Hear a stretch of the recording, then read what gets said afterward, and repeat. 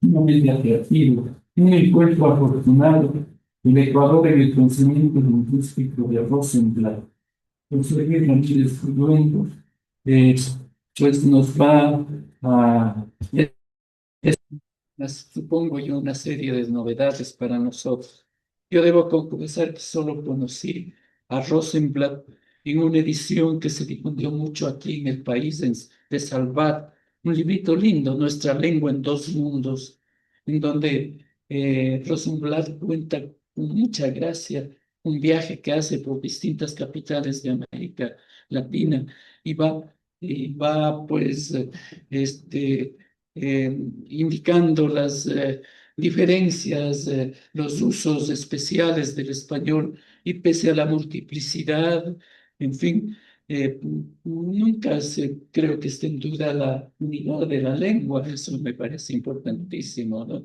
Yo creo que un encuentro afortunado es el de nosotros con José Luis, perdón, porque comparte con Rosenblatt al menos su calidad de filólogo. Rosenblatt me parece que creó la cátedra de filología en la Universidad Central de Venezuela, ¿no? Y pues estamos aquí con un filólogo y Rosenblatt fue profesor universitario.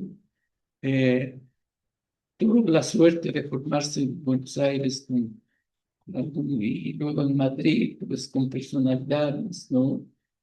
Eh, Amado Alonso, Pedro Enríquez Ureña, eh, Menéndez Pidal, y, eh, luego él se afincó en Venezuela, tuvo la nacionalidad venezolana. Entonces, pero es una novedad el año que estuvo en Ecuador, creo que desde fines del 38, 1938 al 39, durante la presidencia de Mosquera Narváez, me parece. Entonces, vamos a escuchar, además de José Luis se caracteriza también por ser un profesor universitario y nosotros con todas las personas que han asistido al seminario que ofreció en estos días, hemos apreciado la gran calidad como profesor, su claridad, la profundidad de sus conocimientos. Así que nuestro encuentro afortunado también es con José Luis y le doy pues la bienvenida a él y adelante. Francisco, creo que quería hacer una breve bienvenida a todos.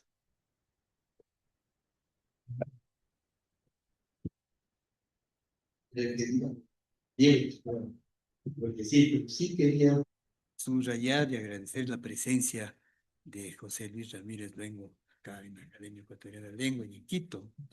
Ella lleva más de una semana acá en la ciudad, trabajando muchísimo, dando un curso sobre la lengua, que ha tenido pues un éxito y sobre todo los alumnos están maravillados del profesor y de lo que les enseña, ¿no? Y bueno, pues acá es un académico honorario de la Academia Ecuatoriana de la Lengua y es un honor para nosotros tenerle a él como miembro de la academia y, y agradecerle, él desde que llegó a Quito y estuvo en contacto con nosotros, siempre ha colaborado, nos ha ayudado mucho, nos ha mandado siempre sus ensayos, siempre iluminadoras, de manera que muchas gracias, José Luis. También, y su presencia en Quito coincide con la de una gran, digamos, científica española en lengua, ¿no? María Dolores de Rincón González, quien pues mañana nos dará también una conferencia a la que están todos invitados con un tema que llama mucho la atención, América prodigiosa, algo así, ¿no? Bueno, muy bien. Entonces, mi saludo a los dos y muchas gracias. Creo que está aquí una representante de la Embajada de Honduras, me parece. Sí, no sé. Bueno, ahí alguien nos dijo. Bueno, bueno, muchas gracias entonces, sin más, agradeciéndoles nuevamente. Pues, Muchísimas gracias. En realidad, el encuentro afortunado fue por mi parte, porque, bueno, pues me agrada mucho estar acá y poder compartir con gente pues tan querida y tan admirada como los miembros de la Academia Ecuatoriana de la Lengua. Y sobre todo, quiero agradecer la paciencia, porque no solo me aguantan por la mañana, sino que también me aguantan por la tarde, ¿verdad? Con todas las cosas que hay para hacer. Les quiero agradecer también que me permitan hablarles de Rosenblatt, porque Rosenblatt es un filólogo muy querido para mí. Yo estoy convencido, siempre lo digo, de que probablemente es el lingüista hispanoamericano más importante del siglo XX, por toda su trayectoria, por todos sus aportes y ha señalado don Diego la gracia que tiene escribiendo. Eso es algo muy de la Escuela Española de Filología. Estoy pensando en Pidal, estoy pensando en La Pesa, pero probablemente Rosenblatt tenía una ironía, no sé si porque tuvo una vida bastante compleja, ¿verdad? Una ironía muy especial. Este libro maravilloso del que ha hablado don Diego, ¿verdad? Que él va por todas las capitales. En un momento dice, él siendo, en realidad no nació en Argentina, pero se crió en Argentina, y dice, cansado el turista de tener problemas en todas las ciudades por los problemas lingüísticos, se fue a Buenos Aires, que todo el mundo sabe que es la ciudad donde peor se habla español de América, ¿verdad? Entonces, bueno, pues yo les agradezco que me permitan hablar de Rosenblatt. También les agradezco que me permitan hablar de este tema porque me parece que va a servir para demostrar el interés de la historiografía lingüística, que quizá no es una temática muy tratada en América o en algunas zonas de América, ¿verdad? El interés de este conocimiento o estudio de las ideas lingüísticas y del desarrollo de las ideas lingüísticas, no solo para comprender la historia de la filología, es decir, entender cuáles han sido el pensamiento que se ha ido generando hasta llegar a lo que hoy sabemos, sino también, como van a ver en este caso, y es cierto que Rosenblatt en este sentido es muy especial, para conocer la historia del español. De manera que la idea es empezar hablándoles, si pasas, Alejandro, sobre la correspondencia entre filólogos, o lo que a mí me gusta llamar la historia de unos chismosos, ¿verdad? Tengan cuidado porque cuando uno escribe cartas a sus amigos piensa que no van a salir de ahí, pero resulta que hay toda una escuela, toda una línea de trabajo ya consolidada que lo que se dedica es a investigar la correspondencia de los filólogos. Es decir, este análisis de la correspondencia que han cruzado entre sí los grandes filólogos, ahí tienen algunos ejemplos de autores que han estudiado esta cuestión, es una línea que se ha ido desarrollando a lo largo del tiempo y que nos ha aportado ya datos de gran importancia para entender precisamente, como les decía, la historia de la lingüística, de las ideas lingüísticas. Pero aunque esto es verdad, que hay muchos trabajos, también es verdad que todavía queda mucho por hacer. Por un lado, por la amplitud del corpus. Piensen que estamos hablando de miles y miles de cartas que se cruzaban estos lingüistas a lo largo del siglo XIX y durante el siglo XX, y también por la diseminación de estas cartas en diversos archivos y repositorios. Es decir, muchas veces ni siquiera conocemos todas estas cartas que se han cruzado entre sí, y todo esto hace que sea muchísimo lo que queda por estudiar al respecto. Aquí les pongo un ejemplo de un repositorio poco estudiado. En el Fondo Ramón Menéndez Pidal, que se guarda en Madrid, en la Universidad Autónoma de Madrid, son todos los papeles que tenía Menéndez Pidal en su casa. En el archivador 1, cajón 18, que se denomina, Pidal era un señor muy organizado, el español moderno hacia el futuro, 1914-37, dentro del separador 44, que se llama Sustratos indios, lo que vamos a encontrar va a ser una serie de cartas que van a ser de gran relevancia porque, por un lado, hablan de filología, pero no solo hablan de filología. Y esto nos permite acercarnos también, si quieren, al carácter más humano de estos lingüistas, ¿no? Ahora les voy a poner los ejemplos de Rosenblatt. Fíjense que en este repositorio específico encontramos unas cartas de gran relevancia, en primer lugar, por la relevancia de los participantes. Estamos hablando de cartas escritas enviadas a Pidal por figuras que son fundamentales en la historia de la filología hispánica, como son Amado Alonso, como es Américo Castro, como es el propio Rafael Lapesa. También son fundamentales por la trascendencia de las temáticas que se hablan en esas cartas. Estamos viendo toda esta ebullición de las ideas lingüísticas de la época. Y precisamente estas dos cuestiones pues nos hablan de la importancia que tienen estos temas para la historia de la filología española. Lo interesante también es que a veces encontramos dentro de estos materiales unos documentos que nos llevan más allá de la propia historia de la filología española y nos pueden llevar, quizás sin esperarlo, a la dialectología. Y precisamente yo les quiero hablar de estas cartas que Ángel Rosenblatt escribe desde aquí, desde Quito, a Menéndez Pidal en 1938 y 1939, y su importancia para describir o para reconstruir la historia del español ecuatoriano, en concreto la historia del español de la sierra, quizá en sus momentos más cercanos, principios del siglo XX, pero van a ver cómo es de gran relevancia. Si pasamos a la siguiente. Acá tienen la carta, con esa letra tan de Rosenblatt, ¿verdad? Esta es la primera carta que escriben, como ven ahí, 29 de diciembre de 1938, desde acá, desde Quito. Si pasamos a la segunda, esta es más fácil porque la envía esta ya está mecanografiada, aunque ahí abajo firma Rosenblatt con esa firma inconfundible. E incluso, como después de todo esto no dejaba de ser escribir un amigo, también le manda fotos. Si pasas a la siguiente. Ahí tenemos a Rosenblatt, que está con los sáchilas, ¿verdad? Ahí en Santo Domingo. Rosenblatt es obviamente este señor de acá. Y es una de las fotos que le envía a Pidal para que, bueno, pues contarle lo que está haciendo. De manera que, si pasamos, quería señalar primero pues algo sobre Ángel Rosenblatt, sobre esta figura que, como les digo, pues es una figura muy querida para mí. No voy a centrarme mucho en su biografía, pero sí que quiero dar algunos datos que nos permiten entender precisamente el contexto en el que se desarrolla su vida. Fíjense cómo los grandes investigadores, estoy pensando en Francisco Javier Pérez, el secretario de la SALE, pero también en el fallecido Montes Giraldo, otro de los grandes nombres de la filología de este continente, fíjense cómo definen a Rosenblatt. Lo definen, Pérez, por ejemplo, lo define como un adelantado de los estudios culturales y un convencido de las capacidades del trabajo lingüístico para retratar la arquitectura espiritual de los pueblos.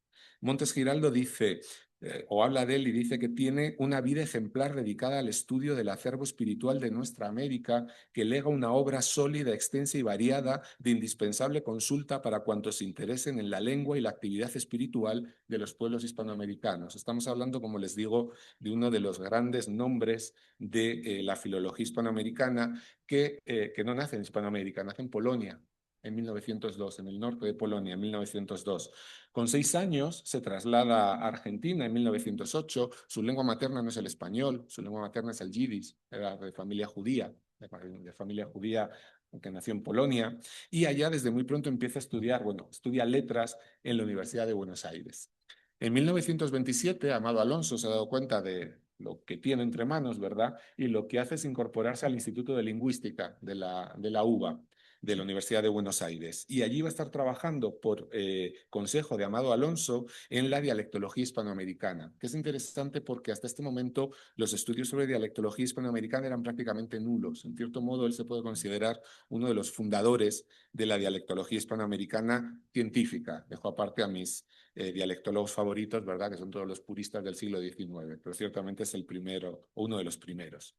Gana una beca, se traslada a Berlín, no elige un buen año para ir a Berlín porque va a Berlín en los años 30, teniendo en cuenta que era de familia judía, quizá los años 30 no eran el mejor lugar para estar, o el mejor momento para estar en Berlín.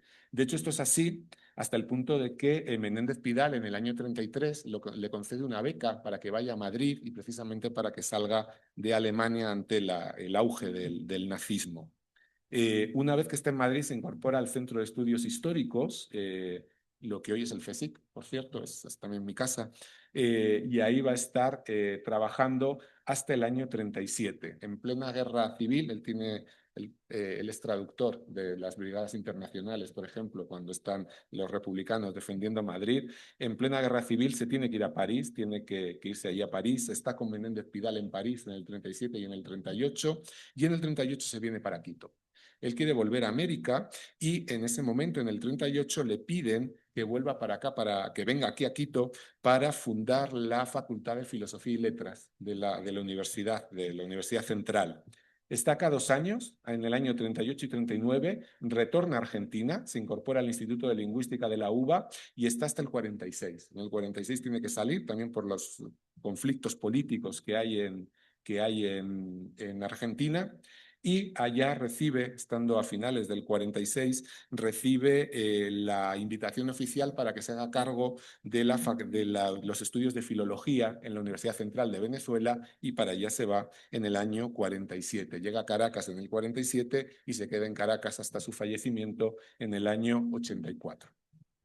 En Caracas, en Venezuela, desarrolla una tarea ímproba. Yo estuve ahora en abril allá en Caracas, precisamente en la cátedra que acaban de crear en la Universidad Central de Venezuela, la cátedra Libre Ángel Rosenblatt, y precisamente es donde conservan todo el acervo de Rosenblatt. Quiero citarles ciertos trabajos, Buenas y malas palabras en el castellano de Venezuela, lo que es un trabajo maravilloso de todo lo que tiene que ver con el léxico venezolano, un trabajo para mí fundamental, que es un librito que se llama Fetichismo de la letra, donde habla precisamente de cómo la ortografía influye en la pronunciación, y es un trabajo magnífico para la historia de la ortografía. O, por ejemplo, también editó las obras de Bello, por cierto, fue el coordinador de la edición de las obras de Bello, y tiene también dos textitos muy bonitos, la historia del nombre de Argentina y la historia del nombre de Venezuela, que son unos trabajos realmente deliciosos. Él pone en marcha el Instituto de Filología Andrés Bello, él pone en marcha la Escuela de Filología de Venezuela, que es una de las grandes escuelas filológicas, una de las brillantes escuelas filológicas de Hispanoamérica, y como les digo, pues termina por fallecer un 11 de septiembre del año 84 allá en Caracas. Teniendo en cuenta todo esto, si uno investiga los textos que hay o los trabajos que hay acerca de la biografía de Rosenblatt, hay mucho sobre la primera parte, hay muchísimo sobre la segunda parte, pero prácticamente no hay nada sobre su estancia en Quito, ¿sí? Siempre se pasa de largo. Estuvo en Quito y se fue, estuvo aquí un tiempito y se fue luego. Es decir, la información existente a este respecto prácticamente es nula. De manera que ignoramos bastantes cuestiones, es decir, en el fondo ignoramos qué es lo que hizo en Quito durante estos 2 años, ¿sí? ¿Qué es lo que hizo acá? Ignoramos, tengo aquí una lista de cosas que ignoramos, las tareas que desarrolla Rosenblatt cuando está aquí en Ecuador.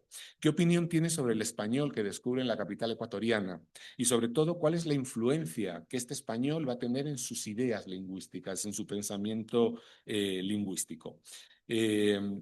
Pues precisamente muchas de estas informaciones que ignoramos vamos a poder conseguirlas precisamente en las cartas de las que les voy a hablar. Hemos hablado de varios encuentros afortunados, créanme que otro encuentro afortunado mío fue encontrarme estas cartas, porque precisamente van a ver cómo aporta mucha información sobre esta cuestión de Rosenblatt. Y les adelanto, quizá spoileando un poco el final, créanme que este año y poquito más que estuvo aquí en Quito es fundamental en su pensamiento lingüístico. Es más, puede marcar un antes y un después dentro del pensamiento lingüístico, para que vean la importancia que tiene el Ecuador en el pensamiento de Rosenblatt.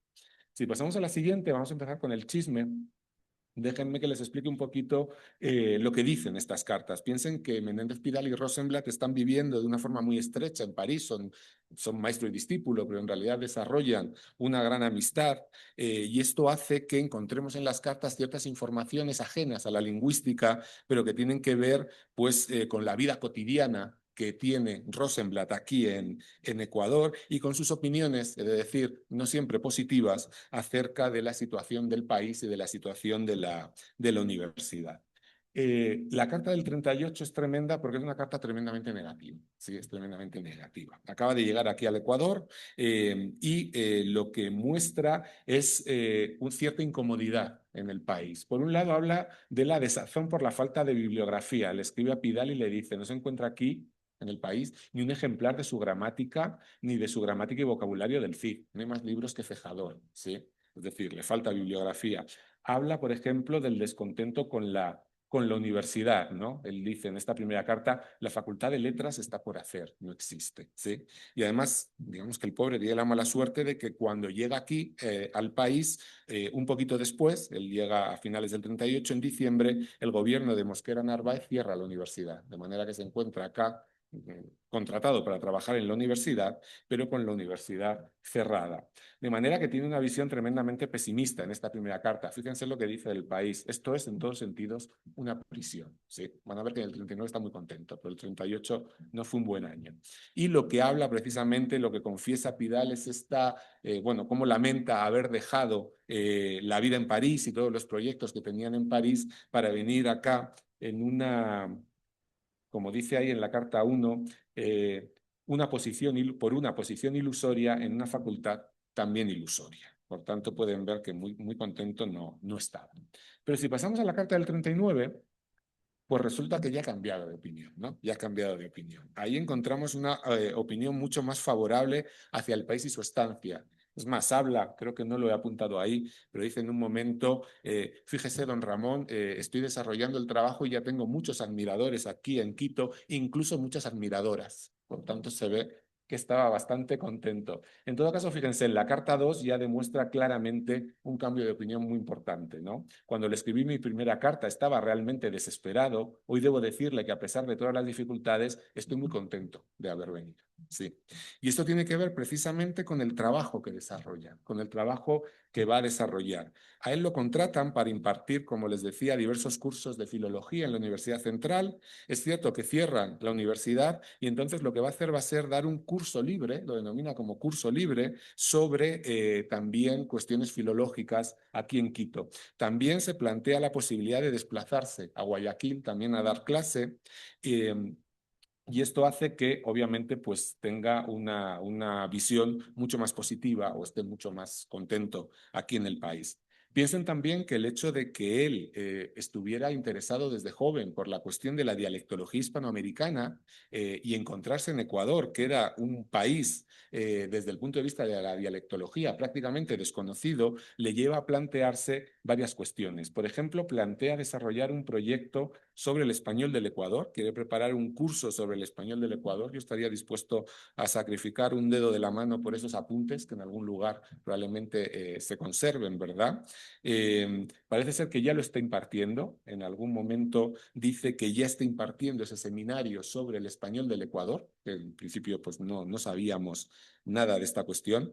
Y por otro lado, como les decía, pues tiene la sensación en realidad de que su labor acá está siendo una labor importante para la filología y por tanto pues está mucho más contento. Después de todo, parece que el Ecuador no era la prisión que señalaba en el año 38, sino que en realidad era algo bastante más positivo. Si pasamos al siguiente, piensen, pasando ya a lo que tiene que ver con la cuestión del español del Ecuador en estas cartas, que es la parte que a mí me interesa y por lo que yo me interesé por estas cartas. Fíjense que el hecho de que Rosenblatt quiera preparar un curso sobre el español ecuatoriano le lleva a observar muy cuidadosamente todo lo que tiene que ver con los usos que se emplean en el país y que él escucha. Además, también le interesa mucho conocer la opinión de Menéndez Pidal, del gran maestro, ¿verdad?, sobre sus ideas. Y esto hace que en sus cartas se plasme mucha información acerca de cómo es el español ecuatoriano, cómo es lo que él escucha en Quito en los primeros años, las primeras décadas del siglo XX. Por eso son tan importantes, creo yo, estas cartas. Es cierto que no es una descripción completa o articulada, porque claramente él no quería preparar ahí en esas cartas un trabajo trabajo científico. Lo que quiere es hablar con Pidal, pero hay que tener en cuenta lo que yo llamo la mirada del filólogo. La mirada del filólogo entendida como esta sensibilidad lingüística que tiene un autor como Rosenblatt, este interés por los hechos lingüísticos que le lleva a observar muy bien cuál es la realidad lingüística de la época y sobre todo a dar una serie de informaciones que son muy difíciles de conseguir de otra manera. ¿Por qué? A veces porque describe usos muy del ámbito coloquial o muy del ámbito popular que muy difícilmente se transmiten o pasan a los textos. Y por otro lado, porque nos va a dar también información sobre la distribución geográfica y sobre todo social, en este caso, de los usos. Y esto nos permite obtener una visión más completa, más, si quieren, profunda, de lo que tiene que ver con el español del Ecuador.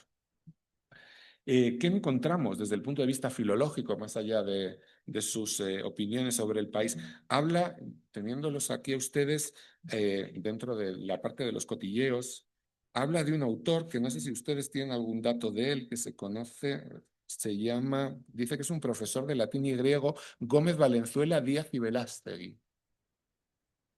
No les sonará, ¿verdad? Bueno, luego si quieren les hablo de las ideas porque dice, me asegura este autor que usted, Menéndez Pidal, en las logias masónicas publicó un libro demostrando que Mussolini es un heredero del CID. Yo no sé de dónde este señor, profesor de latín y griego acá, llegó a esta conclusión, pero bueno, esos son otros temas. Vuelvo a la cuestión filológica, ¿sí? Fíjense que alguien como Rosenblatt, que es una persona, es un filólogo tan formado, ¿verdad? Y además tan vocacional, por otro lado, se interesa, como les decía, por los datos quiteños y en realidad va a aprovechar los datos quiteños para discutir cuestiones que tienen que ver con la filología del momento. Por eso, precisamente, en sus cartas aparecen todos los grandes nombres filológicos del momento. Les leo la lista. Amado Alonso, Américo Castro, Pedro Enrique Zureña, Rodolfo Lenz, Meyer Lübke, el catedrático de Viena, Tomás Navarro Tomás, Wagner, Bonfante, Marcel Batellón, ¿sí? Todos los grandes nombres de la filología están presentes en esa carta. Y además también hay una serie de comentarios más o menos extensos, muchas veces críticos, sobre las cuestiones que estaban más en boga, las cuestiones filológicas más en boga en la época. Habla de la teoría climática, si influye el clima en la distribución de los fenómenos lingüísticos. Él dice que no. Habla del andalucismo, ¿verdad? Si en realidad podemos pensar que el español de América tiene que ver con el andaluz. Él dice que sí, también tiene razón. Y habla también y discute la división dialectal del español americano. Recuerden que Enrique Zureña en el año 21 plantea la primera división dialectal. Él, con los datos quiteños, lo que hace es discutir esta primera división. Si pasamos.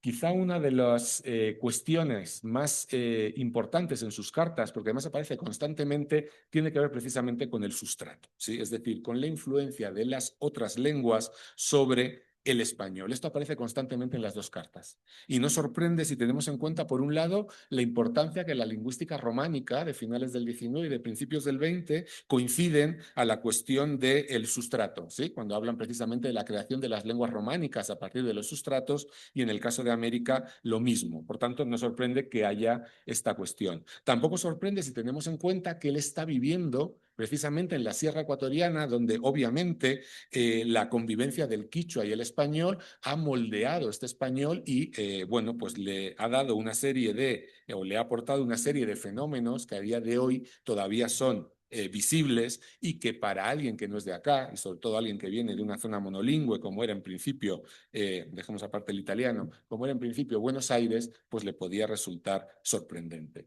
Por lo tanto, fíjense que lo que va a hacer Rosenblatt en estas cartas, dialogando con Pidal, va a ser reflexionar sobre esta cuestión. Y lo que es interesante es que él se muestra en estas cartas claramente a favor del peso del contacto lingüístico como moldeador dialectal, es decir, de la importancia del quichua en la creación del español serrano de la sierra ecuatoriana. Esto le lleva, por un lado, a criticar a sus propios maestros.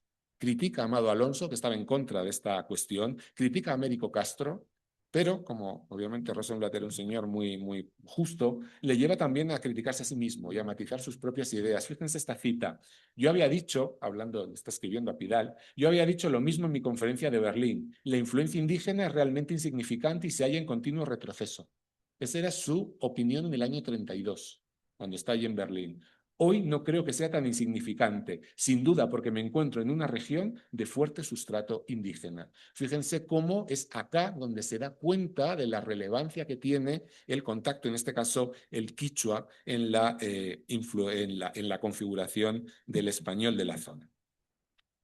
Si pasamos a la siguiente, obviamente esta idea él la plantea de forma general. Fíjense, el hablante del Ecuador mantiene hoy una fuerte influencia del quichua. La convivencia de las dos lenguas ha determinado una serie de influencias recíprocas. Esto lo dice es la carta 2 en 1939, ¿sí? En 1939. Digamos que es el marco general y lo que hace luego va a ser hablar de algunos fenómenos que en el español quiteño se deben al contacto. Además se ve que está totalmente emocionado porque aparecen expresiones del estilo: ¿podrá usted creer, don Ramón, que acá se utiliza esto?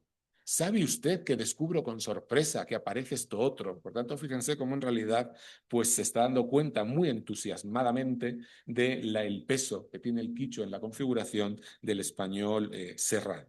¿Sí?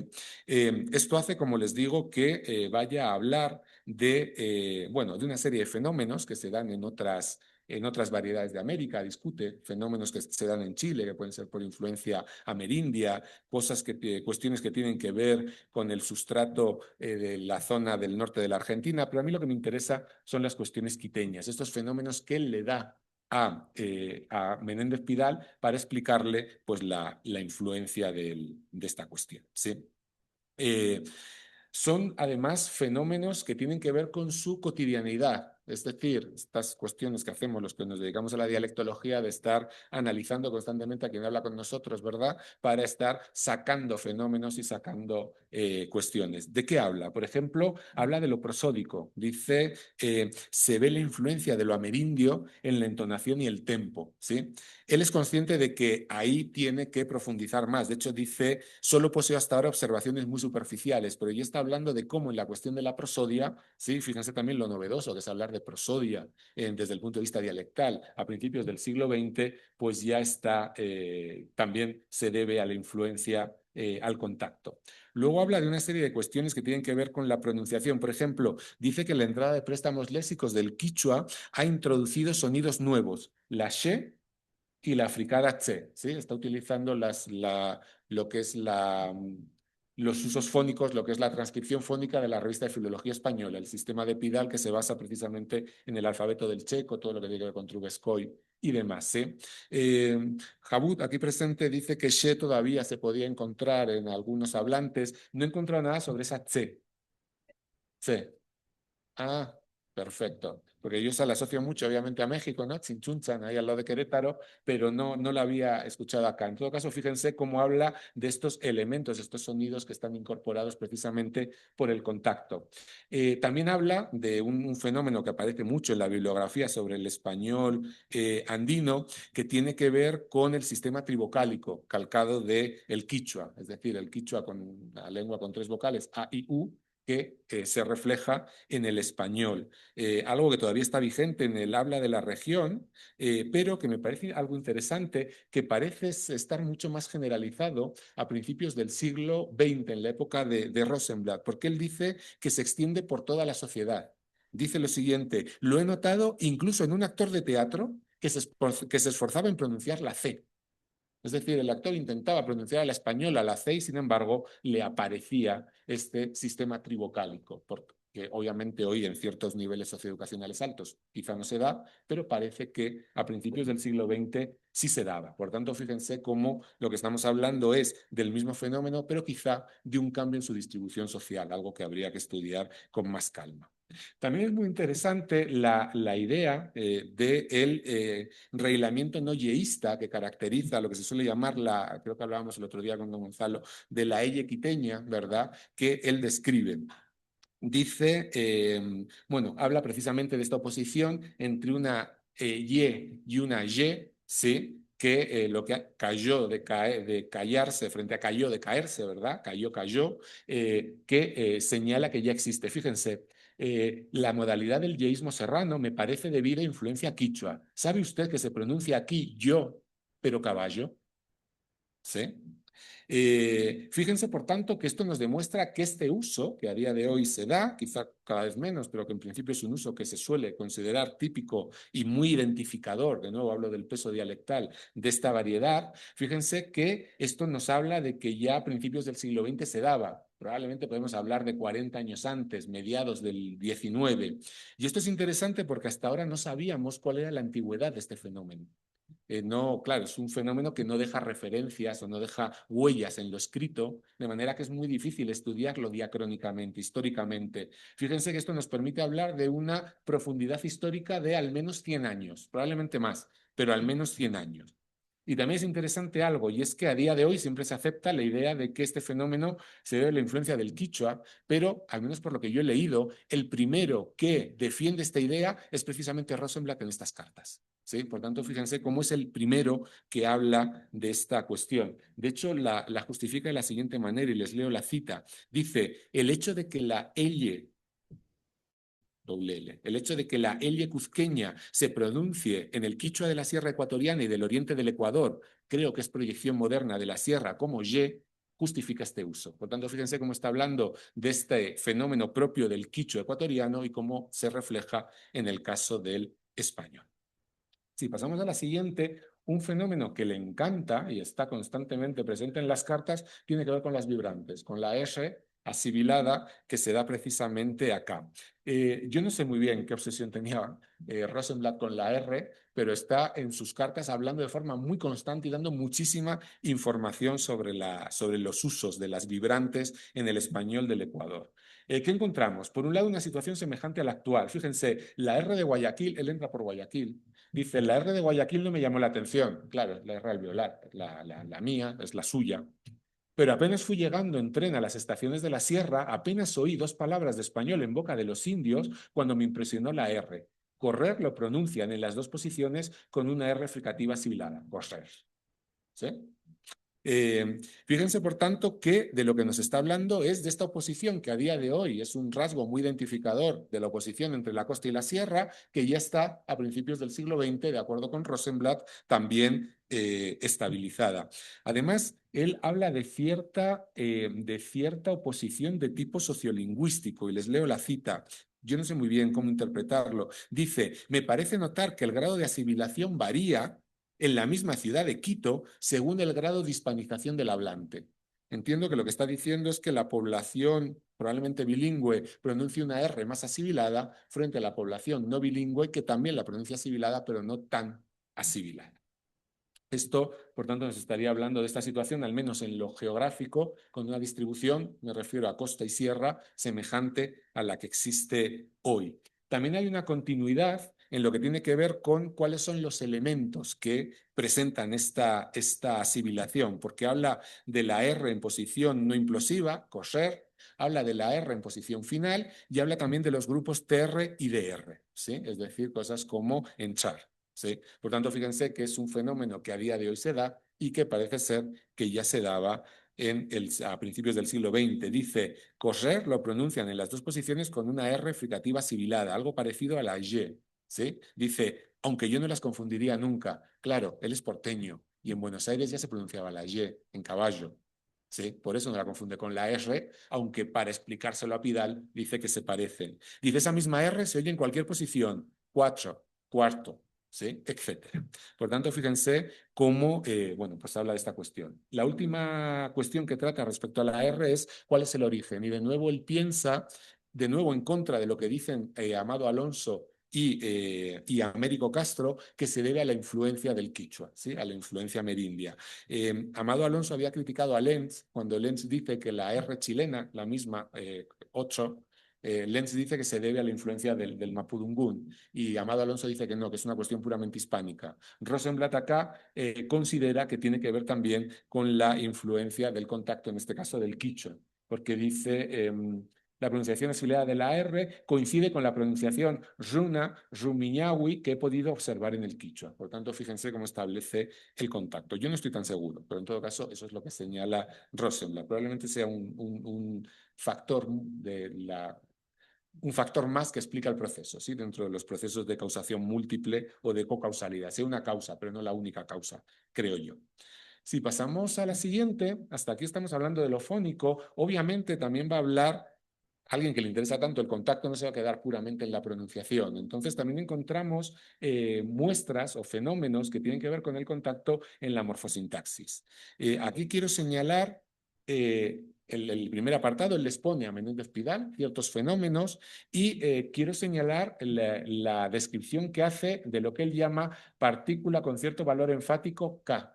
Porque este es el primer ejemplo que yo he encontrado de este K, que obviamente lo ha estudiado muy bien Marlene Jabut y Cristian Puma, este K que a día de hoy se escucha en el español de la Sierra Ecuatoriana, pero que hasta este momento no se había descrito. Por tanto, vuelvo a la misma idea. Este K ya tiene por lo menos 100 años habida cuenta de que aparece. Él no sabe muy bien cómo explicar este K, ¿sí?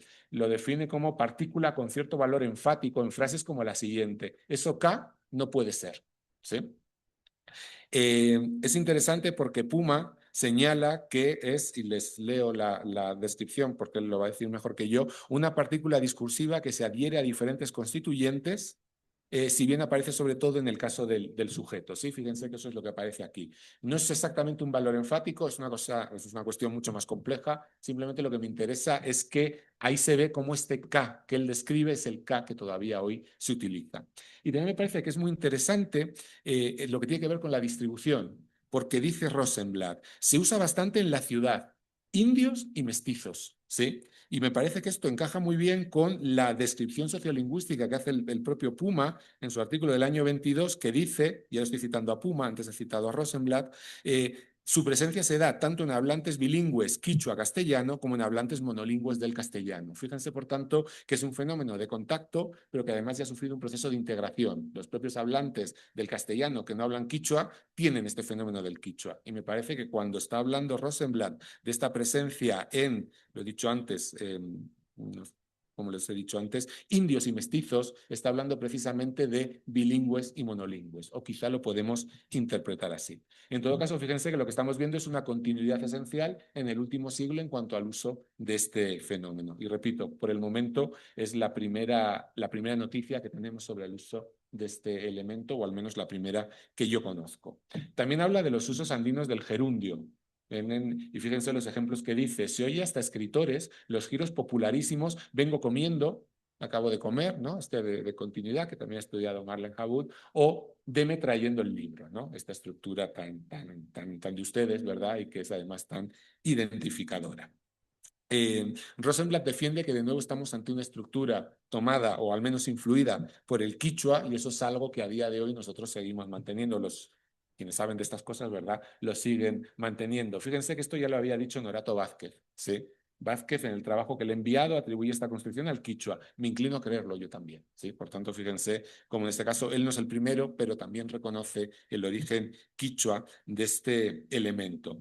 Me parece interesante lo que tiene que ver con la distribución social, porque dice lo siguiente Rosenblatt, hablando con Pidal: he recogido ejemplos de esta construcción incluso en la prosa de algunos escritores y en los periódicos, lo que nos está hablando de un uso muy generalizado y algo semejante a lo que pasa hoy, que también entiendo que es un uso bastante generalizado.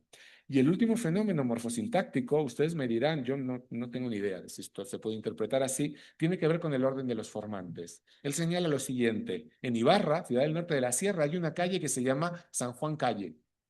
La gente dice, vivo en San Juan Calle, voy a San Juan Calle, etcétera. Habla de aquí de Quito, dice, en Quito el barrio de la estación se llama Chimbacalle. Hay una Huangacalle, Huangracalle, Pasacalle. Hasta ahora no he encontrado estos casos de prefijación del genitivo más que en topónimos. En vez de decir calle de San Juan Calle. Quizá lo podemos relacionar precisamente con el orden de palabras que se da en el español influido por el quichua, que es diferente al que puede ser del español monolingüe, ¿verdad? Y que se encuentra tanto aquí como en otros lugares, ¿no? Piensen frente al te quiero mucho, que decimos, por ejemplo, los españoles, el mucho te quiero, que es muy típico del español de La Paz, ¿no? Pensando en una amiga muy muy querida de Maribel y mía. Por tanto, fíjense cómo, no sé si este último fenómeno tiene que ver con la influencia del quichua, pero en todo caso está hablando de otro fenómeno que, bueno, pues que a él le llama la atención del español serrano. Si pasamos a la siguiente, en el caso del léxico, en realidad hay presta mucha menos atención. Presta mucha atención porque habla de un futuro estudio que va a hacer, que yo sepa no hace nunca, o quizá está junto con esos apuntes en alguna casa aquí, en algún arcón aquí en Quito, ¿verdad?, que habría que buscar. Él dice que lo que le llama la atención, y es lo que señala a Pidal, es la enorme abundancia de quichuismos que se utilizan aquí en la región, hasta el punto de que después lo va a estudiar. Dice en una de las cartas, en la carta número 2, el español de Quito está inundado de quichuismos, inundado de quichuismos. Y es interesante rescatar este dato, inundado de quichuismos, porque tenemos que tener en cuenta que Rosenblatt en su español es rioplatense, y el español rioplatense, el español porteño, cuenta con muchos quichuismos, de manera que aquí debería haber muchísimos más, para que alguien que ya tiene muchas voces quichuas en su variedad considere que el español está inundado. Esto probablemente tenga que ver, o creo yo, que refleje la situación léxica que se da antes de la década de los 70 de este siglo, del siglo pasado, del siglo XX, cuando, y cito otra vez más a Marlene Jabut y a Esmeralda de la Vega, dicen ellas, era notoria la alta influencia del quichua en el español de la Sierra Ecuatoriana, hablando del léxico. Por tanto, quizá esta inundación nos esté hablando precisamente de esta presencia masiva anterior a los años 70. ¿Sí? Hay otra serie de fenómenos que van más allá del contacto, pero que son muy interesantes, de nuevo, sobre todo a mí me interesa el segundo, porque también nos permiten comprender mejor cómo es el perfil dialectal que tiene el español quiteño a principios del siglo XX. Por un lado, el leísmo. Como saben, el leísmo se da dentro de América en dos zonas específicas, ¿verdad? La Sierra Ecuatoriana y el Paraguay, la zona guaranítica, alguna zona pequeñita de Venezuela, pero en principio las dos zonas principales son esas, y es una excepción dentro de los usos etimológicos que se dan en toda América. De nuevo, como no hemos estudiado esta cuestión desde el punto de vista histórico, quizá no sabemos cuál es la profundidad histórica que tiene el leísmo. Rosenblatt lo que nos dice es que ya a principios del siglo XX o ya en los años 30, cuando está él acá, el leísmo es general, ¿sí? El leísmo es general. Además es interesante, fíjense que dice el leísmo tiene en la Sierra Ecuatoriana plena vida popular y literaria. Nos está hablando de su extensión en todos los niveles sociolingüísticos. Y además, no solo el leísmo, si quieren, de masculino, ¿sí? Cosas del estilo, dice, no solo le quiero a Carlos, sino también el leísmo femenino, que es muy propio de acá, le quiero a María, ¿verdad? Que se da también, por cierto, en mi tierra, yo en el País Vasco también decimos esas estructuras, y que de nuevo nos permite hablar precisamente de cómo la situación que tenemos hoy en Quito, pues la podemos retrotraer hasta principios del siglo XX, como estamos hablando de una esencial continuidad en estos usos en los últimos 100 años. Me interesa más, quizá por mis temas de investigación en la tesis doctoral y demás, la cuestión del futuro del subjuntivo. Él dice que le escribe a Pidal y le dice que el futuro del subjuntivo, la forma tuviere, está tremendamente viva todavía en 1930 aquí en Quito. ¿Sí? Fíjense que dice, ¿sabe usted que el futuro del subjuntivo tuviere cantare, como si Pidal le hiciera falta saber cuál era el futuro del subjuntivo, pero bueno, tuviere cantare, tiene aquí vida floreciente, ¿sí? Si fuera otra persona, yo diría, bueno, seguro que confundió tuviere con tuviese, pero obviamente es Rosenblatt y Rosenblatt no confundía esas cosas. Por tanto, podemos creer que ciertamente el futuro del subjuntivo en los años 30 aquí estaba vivo, ¿sí? Y esto es interesante porque siempre se habla de la desaparición del futuro del subjuntivo en torno a en América, finales del 18 y principios del siglo XIX. Esto nos estaría hablando de que en realidad no desaparece a la vez en toda América, sino que en realidad hay diferencias cronológicas. Y esto enlaza con un artículo muy discutido de Germán de Granda que dice que en la Sierra Ecuatoriana todavía en los años 50 se podían escuchar futuros del subjuntivo. De manera que fíjense cómo ese dato de Rosenblatt, que era, ese dato de Germán de Granda, que los que nos llegábamos al futuro del subjuntivo siempre decíamos, Granda se ha equivocado, estas cartas de Rosenblatt nos dice que quizá no está tan equivocado, ¿sí? Esto nos permite, por tanto, suponer que en los años 30 el futuro está vivo y también nos permite suponer que la desaparición de este cantare aquí en Quito se debe de dar en torno a los años 40, un poquito después. ¿Por qué? Porque cuando Toscano Mateus habla precisamente del futuro del subjuntivo, dice que en su época, o en su texto dice que ya dice que se da un desuso prácticamente generalizado de este tiempo verbal. Por tanto, fíjense cómo dos datos cronológicamente muy cercanos, diferentes, lo que nos permiten situar o nos permiten entender es este proceso de desaparición. Y voy ya concluyendo.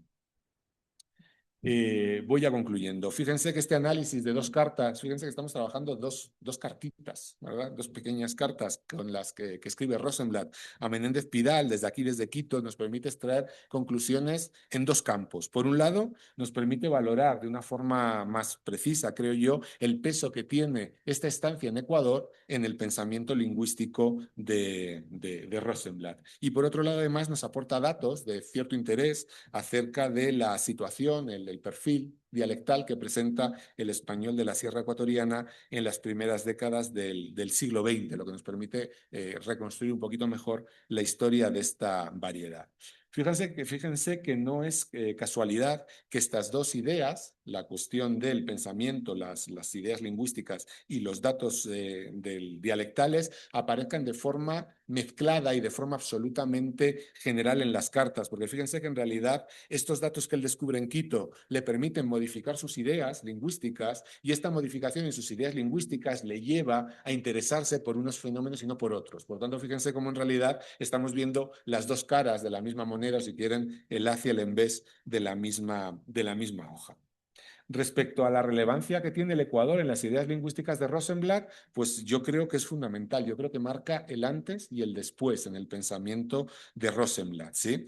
Porque Rosenblatt, hasta que llega aquí a Quito, piensen que es alguien rioplatense, criado en Buenos Aires, y que luego va a España, a Madrid, también variedad monolingüe, piensa que el contacto de lenguas es absolutamente irrelevante y es acá donde descubre la importancia que tiene el contacto lingüístico para entender la dialectología del español de América. Por tanto, fíjense que encontrarse con una variedad como es la variedad de la Sierra Ecuatoriana lo lleva a modificar sus ideas. Y esta idea que nace aquí en Quito va a ser la gran idea que Rosenblatt va a defender a lo largo del resto de su vida, que va a aparecer constantemente en sus trabajos y, de hecho, que va a definir de la siguiente manera. Dice que el contacto del español con las lenguas amerindias es, y cito, un trabajo del año 64, de bastante después, dice, es uno de los capítulos más apasionantes de la lingüística hispanoamericana. Ha pasado de considerar este contacto como algo irrelevante a considerarlo uno de los más apasionantes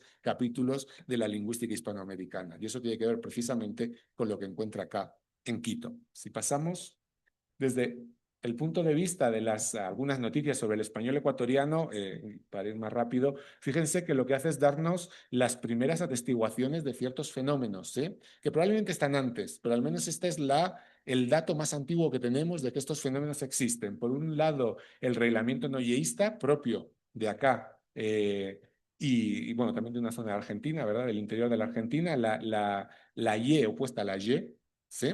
Y también del uso hispanohablante de este focalizador quichua, es decir, la presencia en el español de este elemento tomado del quichua. Son las primeras atestiguaciones que nos hablan de unos fenómenos que tienen al menos 100 años de profundidad histórica. Y esto es interesante pues, para conocer la historia y la imposición de estos rasgos tan caracterizadores del habla de acá de Quito. También encontramos continuidades lingüísticas, fenómenos que son semejantes en el año 39 y en el año 2025-2026. Es decir, nos están hablando de cómo hay una serie de fenómenos que nos permiten hablar del español actual del Ecuador o de acá de Quito y el español de principios de siglo como un periodo lingüístico que compartimos el sistema o que se comparte el sistema trivocálico, la introducción de estos elementos, la imposición de la R, los usos del gerundio, el leísmo, la anteposición, etc. Pero fíjense que no todo es continuidad, también encontramos discontinuidades, fenómenos que separan y que rompen el español del año 39 del español del año 25, del español 26. En el 39 hay una presencia masiva de quichuismos léxicos, a día de hoy no. En el año 39 se usa el futuro del subjuntivo, hoy no. Por tanto, fíjense cómo esta, y ya termino con esto, cómo esta correspondencia que entrecruzan entre sí los grandes nombres de la lingüística se puede convertir en una fuente de primera importancia para conocer la historia de las ideas lingüísticas, pero también a veces para conocer la historia del español, cuando tenemos la suerte de encontrar estos datos. Esto me parece que queda claro con estas cartas que escribe desde aquí, desde Quito, en 1938 y 39 a Menéndez Pidal, que nos permiten, por un lado, obtener datos sobre el español quiteño de la época, pero también, y me parece más importante, comprobar cómo este año que pasa Rosenblatt aquí y al que nadie había prestado atención, en realidad es un año fundamental. Es un año fundamental para entender su pensamiento lingüístico y entender una idea que va a ser básica en este pensamiento lingüístico, que es la importancia del contacto de lenguas para generar la variación dialectal de América. Y de ahí que creo que pueda decir con razón que estamos precisamente en el caso de Rosenblatt con Quito ante un encuentro afortunado. Y esto es todo. Muchas gracias.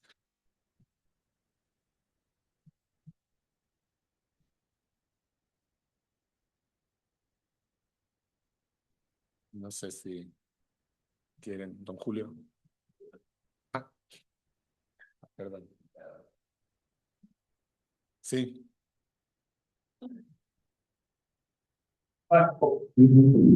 No sé,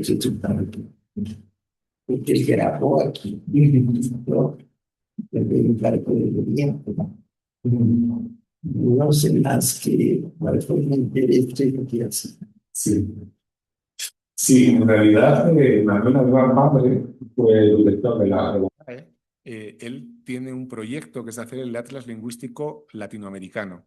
La idea es hacer un atlas, o hispanoamericano, hacer un atlas lingüístico de todo el continente. Y lo que hace es crear grupos de trabajo.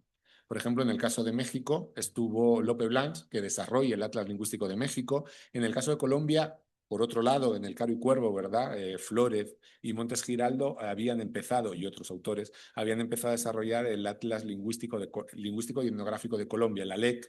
Y Kilis en realidad viene acá para hacer esas grabaciones de las que usted me habla, para hacer el Atlas Lingüístico del Ecuador, que es un proyecto que no termina, igual que por ejemplo se comienza también el de la Argentina y tampoco se termina. Entonces en realidad entiendo que esos datos, esas grabaciones seguro que están en la UNED, seguro que están en la UNED hoy o quizá estén en la Real Academia. Esos datos iban a ser el Atlas Lingüístico del Ecuador, paralelo, repito, al de Colombia o al de México o al del sur de Chile, que hace Guillermo Araya, ¿no? Más o menos en la misma época, y paralelos a los que están haciendo en España, el ALEA, el Atlas Lingüístico y Etnográfico de Andalucía, es uno de los más famosos, ¿verdad? O el ALPI, el Atlas Lingüístico de la Península Ibérica. Pero es uno de estos proyectos inconclusos. Sería interesante conseguir esas grabaciones o buscarlas, porque quizá no para hacer un atlas lingüístico ahora, pero sí para ver precisamente los cambios que ha habido desde ese momento hasta el momento actual. Y les pongo un ejemplo. Eva Velázquez Upegui, que es colombiana, pero era compañera mía en la Universidad Autónoma de Querétaro, hizo un trabajo comparando la prosodia del Atlas Lingüístico de Bogotá, es decir, esas grabaciones de los años 50 de Bogotá con grabaciones actuales y viendo cómo el cantito, déjenme decirlo así, de Bogotá había cambiado. Entonces sería muy interesante, por ejemplo, poder hacer esta historia de la prosodia, algo que no se ha hecho y que ciertamente podemos hacer gracias a estas grabaciones. Entonces sí, sería interesante encontrarlas, sería fascinante. Sí. Doctores, yo publiqué un trabajo sobre la novela de Roberto Andrade, Pancho Villamar, y aparecen todos estos fenómenos. Es una novela exactamente de 1900, excepto el futuro de su continuo. Todo lo demás está. Claro. ¿Incluye el canto? El campo. Y en personas de clase media. Eso es lo interesante. Sí, en realidad. Bien, otra de las cuestiones que tenemos que hacer es estudiar precisamente los textos de los costumbristas, ¿no? Estos textos de los costumbristas, porque precisamente nos van a dar muchos datos. También son datos un poquito peligrosos, Verónica, porque precisamente como son literatos y ellos lo que hacen es jugar con la lengua, ¿eh? Ah, él era historiador. Ah, bueno, entonces es interesante porque a veces lo que hacen es permitirse licencias porque obviamente ellos están pensando en escribir una novela, no en que yo venga 100 años después a hacer estudios lingüísticos, ¿no? Entonces, es cierto que la literatura es fascinante el estudio de la literatura desde el punto de vista lingüístico, porque siempre tienes que estar diseccionando cuánto hay de realidad y cuánto hay de literatura. Y a veces se hace difícil. Otras veces es claro, si aparece este K y a día de hoy tenemos el K, claramente tiene que ser un uso que estaba. Yo creo que todos estos rasgos periodísticos. Claro. Está el estudio de Puma, está el uso de también. Ajá. ¿Qué también será que estoy haciendo? Todas esas cosas siguen existiendo. Sí, sí. Porque muchas veces pensamos, hay por ahí ciertos investigadores, ¿no? Que siempre hablan de ¿cómo se llama esto? Alguien que es aficionado, ¿él? Sí, el amateurismo. Estaba pensando en otra palabra, pero es esa idea, ¿no? De estos autores del siglo XIX, como pobrecitos, eran unos que intentaban acercarse, pero en el fondo no sabían nada. Obviamente eso lo estás viendo desde el siglo XXI como lingüista, pero obviamente estos escritores, los que hacían diccionarios en el siglo XIX, el diletantismo, suele decir compañero, el diletantismo de estas personas. Y dices, no, eran diletantes. Cuando Ceballos escribe su catálogo, es cierto, no era un lingüista, pero tampoco era tonto y escuchaba y tenía muchos conocimientos lingüísticos. Y lo mismo pasa con los literatos. Entonces, a veces podemos obtener información siempre teniendo en cuenta que a veces también hay peligros y podemos resbalar, ¿no? Por ejemplo, les pongo un ejemplo, una profesora además muy querida, miembro, un colega, o sea, una colega muy querida, miembro de la Academia Nacional de Letras del Uruguay, Magdalena Coll.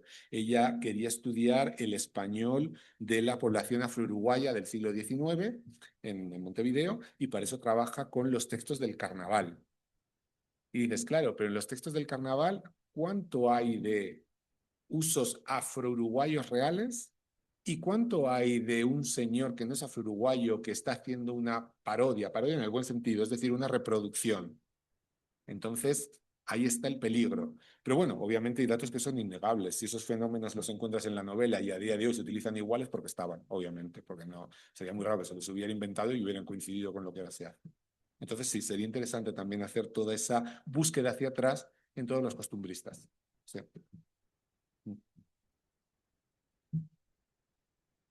Sobre la posibilidad de utilizar grabaciones de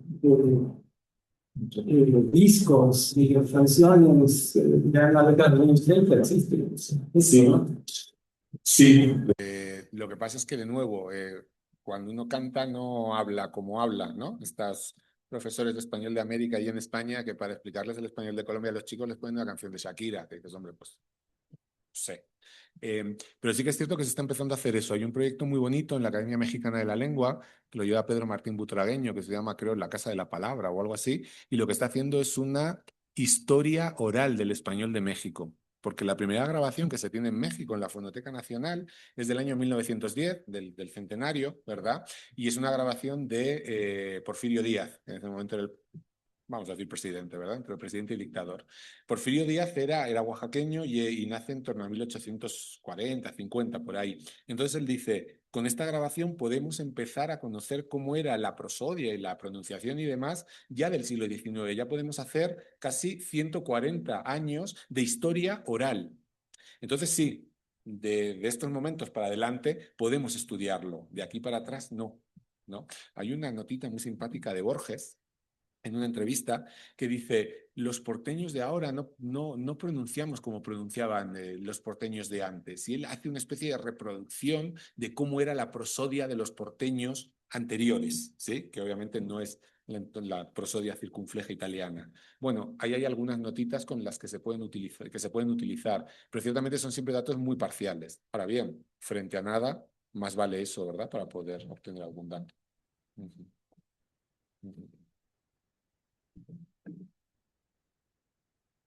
Por alusiones. Ah, bueno, yo creo que hay muchas cosas que se mantienen, pero hay muchos cambios que hay que ir determinando. Uno de esos es hablar siempre del español de Quito, de cuál de los quitos. Y es súper importante que seamos muy específicos cuando estamos analizando datos de cuál de los quitos. O la sierra ecuatoriana, ¿qué parte de la sierra ecuatoriana? ¿El norte, el sur?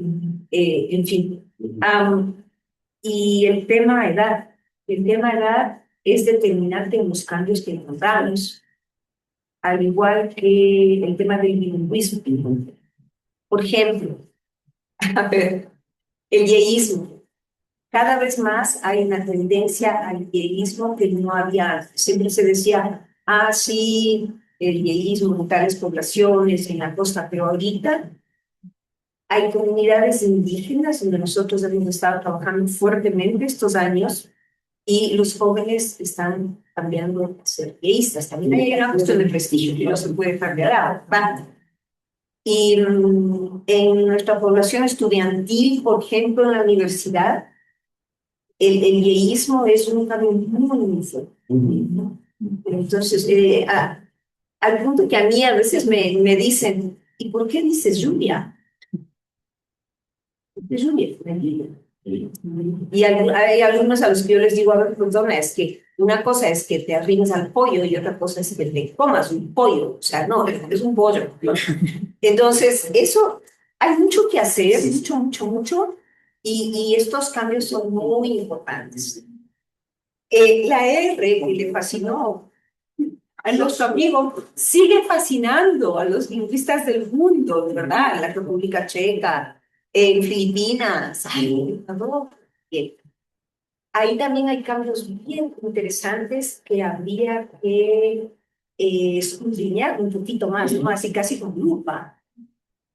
Por ejemplo, esta tendencia, por un lado, a las vibrantes múltiples, el carro o la rosa. Aquí sí, depende con quién andas y por dónde, pero eso pasa. También un poco a veces depende del contexto en el que estás, ¿no? Pero por otro lado, es el retomar la asimilación muy fuerte como signo de identidad. Sí, porque yo soy de Cuenca y yo tengo que hablar del carro, de la rosa. Como bien has dicho, en todas las posiciones, inicial, intermedia, final, y en clases, ¿no? El trabajo, etc.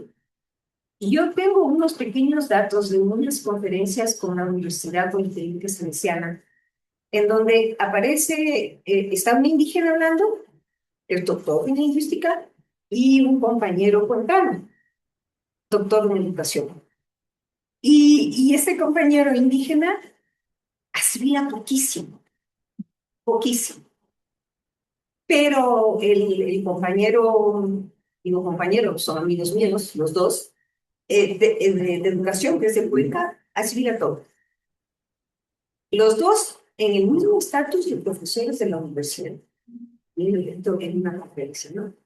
Entonces, creo que ahí sí se mantiene, pero habría que ver cómo se dan estas especies de olas, ¿no? Muy, muy interesantes. Hay unas grabaciones de compañeros indígenas que son quichua dominantes y evitan la asimilación. Sorprendente. Fernando tiene algunas de esas grabaciones. A ver, la K, perdón que yo hable, pero es que esto me encanta, ustedes saben, todos los que están aquí me conocen. La K sí, en los estudios que hemos venido haciendo con el Cristian Puma, alumno mío por muchos años, muchos, sí, se le considera sobre todo foco contrastivo dentro de todo este grupo de elementos discursivos, ¿no? Es foco contrastivo. Y tenemos un trabajito que y sacamos contigo, en que comparamos qué pasa con ese K aquí y qué pasa con los migrantes, sobre todo ambateños que están en Nueva York. Y hay frases de inglés en donde ellos están usando K. Entonces dicen algo como, did you come by car? Car. Taxi car. ¿No? Súper interesante. O por ejemplo, dices, ¿y qué quieres que haga? Wicca, o sea, espérame pues, ¿no verdad? Súper, súper interesante. Eso se ha mantenido, hemos hecho esto hace pocos años, ¿no? A ver, creo que tengo un par de cositas más y prometo que no voy a decir mucho más, sí, hay la inundación del quichua, es cierto. Hay inundación todavía del quichua, de expresiones quichuas, de marcadores discursivos quichuas, que ha proliferado su uso por la influencia del quichua en el español. Pero también hay una disminución. Hay una disminución de los términos quichuas. Esto es algo que hemos hecho recién, hemos entregado aquí, trabajando con los chicos más jóvenes. Conocen las palabras, pero no las usan y no las quieren usar.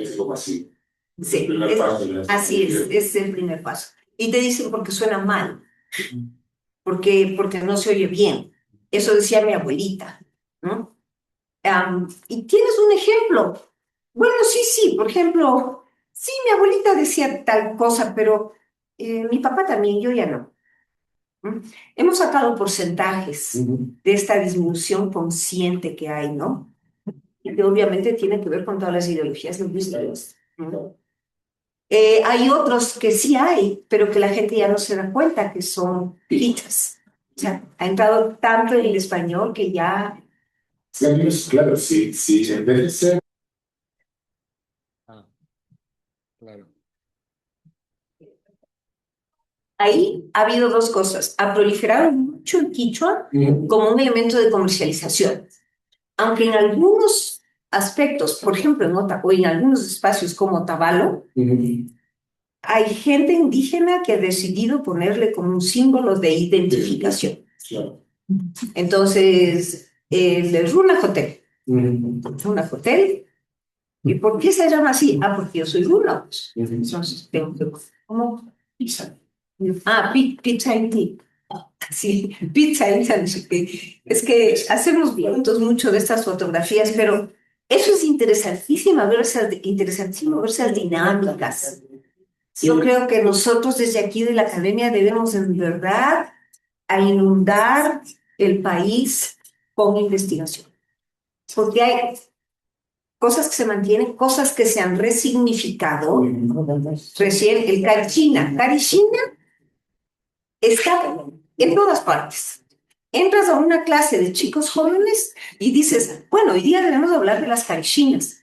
Y hay gente de 20 años que dice, ay, yo soy muy carichina, no hablemos de eso. Porque me da vergüenza, yo no sé hacer nada. Pero además, carichina se ha convertido en un símbolo de identidad y de reidentificación y protesta liderada por grupos de mujeres. Hay un grupo muy interesante, ya les voy a mandar el artículo, que se llama Carichina en Bici. Y esto empezó ya hace unos más de 20 años, cuando un grupo de mujeres a las que no les dejaban salir a la calle en bicicleta, porque eran carichinas, que eran como hombres, decidieron hacer un colectivo que se llama Carichina en Bici. Y manejar bicicleta alrededor de los parques, además con falda, tacos y medias nylon. Bueno, eso ahora creció tanto que hay grupos de Carichina en Bici que están trabajando por el medio ambiente, por la mujer, tienen una fundación. Entonces, se ha ido revirtiendo este sentido peyorativo por uno de reclamación. Sí, sí. Movimientos políticos, ¿no? Lo de el caso típico de los sansculottes, ¿no? Que le utilizaban los nobles en Francia para criticar a los pobres y luego en realidad ellos al tercer estado y ellos lo toman como un rasgo de identidad. Los desarrapados son los peronistas, ¿verdad? Que también es precisamente esto suyo. Eso es interesante. Sí, todo esto, por supuesto, es claro. Yo estoy trabajando con las cartas de Rosenblatt y entonces podemos llegar hasta lo que a Rosenblatt le llamaba la atención, pero es interesante porque quizá lo que hace es mapearnos qué fenómenos podemos estudiar, ¿no? Y es interesante porque da ciertas informaciones sociolingüísticas muy básicas, pero que por lo menos nos permite acercarnos a esta distribución que quizá con los textos es difícil.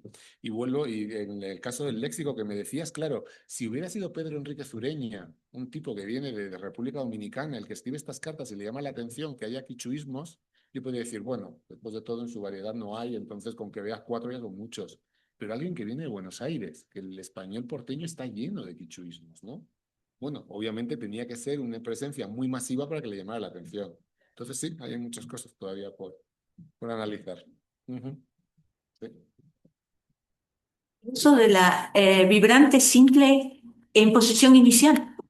Estoy escuchando mucho que la gente dice, yo recuerdo. Ah, ¿no es cierto?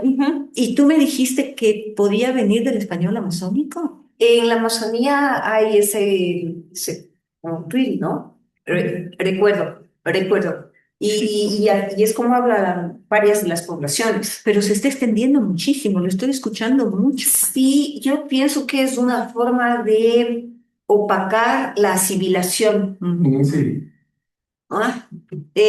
Para no llegar a una vibrante múltiple o a una retrofleja que era muy famosa acá, ¿no? Ajá. Por ejemplo, que casi era de la del inglés, ¿no? Una semi-retrofleja. Gente muy cercana a mí decía, me voy a dormir. A dormir. Yo creo que eso disminuyó, pero hay esto que tú dices, ¿no? Que poblaciones indígenas, por ejemplo, entre los Shuar, está comprobado, varias de las personas que han estado trabajando con Shuar, Achuar y Shibia, que están en la misma región y tienen la misma familia de lengua, vamos a ver. También puede ser la migración de la Amazonía a las ciudades, ¿no? Las universidades, para no asimilar mejor. Sí.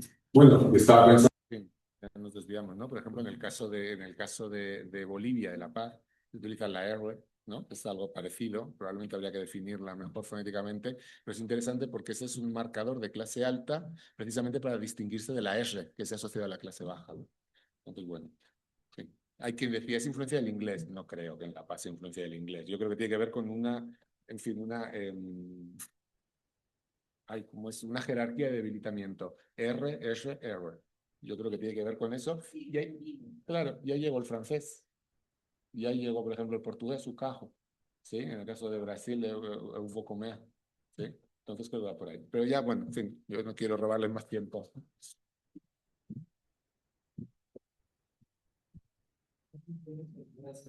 Gracias. Y la academia invita una copa de vino, por favor. Muchísimas Se puede continuar la conversación. Sí, es decir, ¿quién tuviera deseo de hundirnos? ¿Quién te pide? gracias. Muy bien.